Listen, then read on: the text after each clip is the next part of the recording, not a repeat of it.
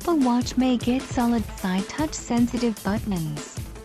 Apple is likely to replace the physical side buttons on the Apple Watch with solid-state buttons that would not move up and down but rather be touch-sensitive, the media reported.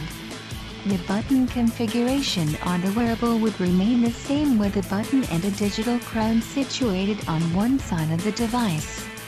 But the new buttons will vibrate slightly under the fingertip, using the haptic effect Apple calls the Taptic Engine, Fast Company reported on Friday. The digital crown would still physically rotate to navigate through content. Citing a source with direct knowledge of Apple's plans, the report said that the new buttons are expected to be announced this autumn or in the 2019 watch. There are several advantages of the solid-state buttons. By eliminating the opening needed for a physical button, they could make the watch more water-resistant.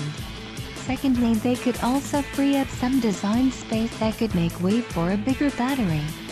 Apple has reportedly also been working on using the top of the buttons as sensors to gather health-related data such as heart rhythms.